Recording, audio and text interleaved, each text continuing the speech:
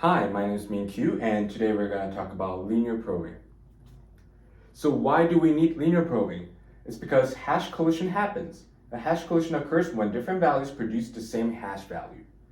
So for example, we have two different values, apple and acorn, and when we use arbitrary hash function, it returns 2 for both apple and acorn.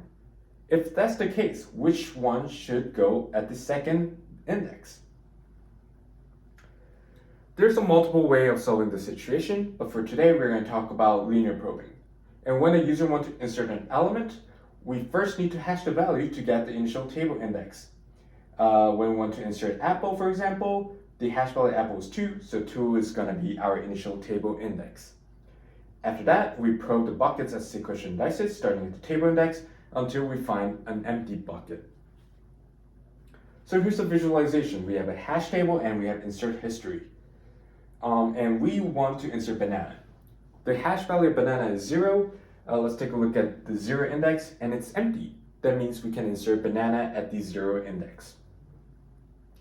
Now we want to insert apple. The hash value of apple is 2. Let's take a look at the second index. Oh, it's empty. That means we can insert apple at the second index. The problem happens now. We want to insert acorn. However, the hash value of acorn is the same with the hash value of apple. So what should we do now? We still need to take a look at the second index, but it's occupied. Then let's take a look at the next index, which is 3. And when we look at the third index, it's empty. That means we can insert acorn at the third index.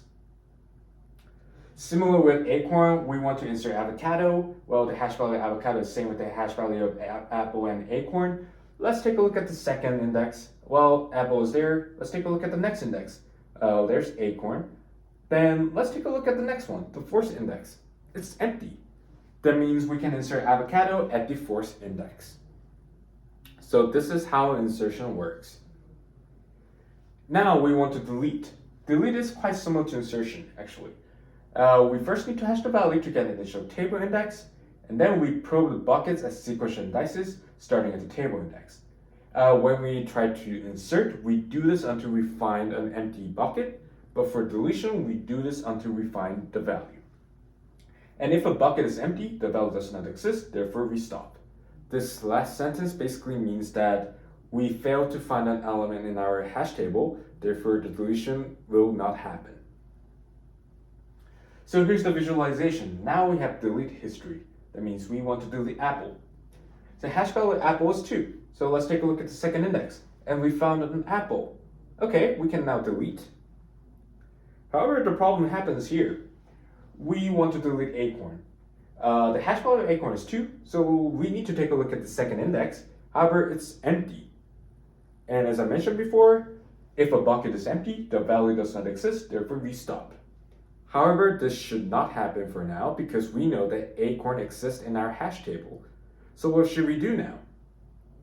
So instead of emptying the bucket after we delete, we kind of want to leave some kind of arbitrary elements that indicate that the element was deleted. So for here, we just want to have deleted element in the second index.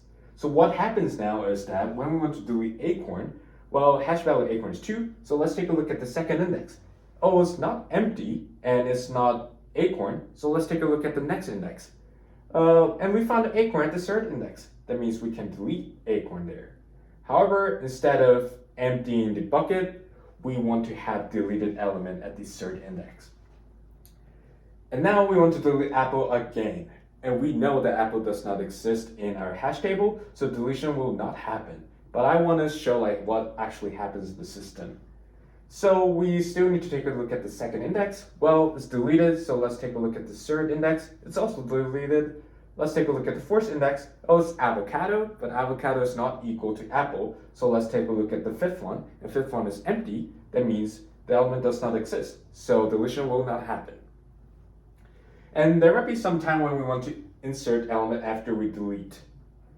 And when inserting, deleted is actually considered as an empty bucket. So when we try to insert, we kind of ignore the deleted element. So when we want to insert apple, the hash value of apple is 2, so we can literally put apple at the second index. So this is the overview of the linear probing, and thank you so much.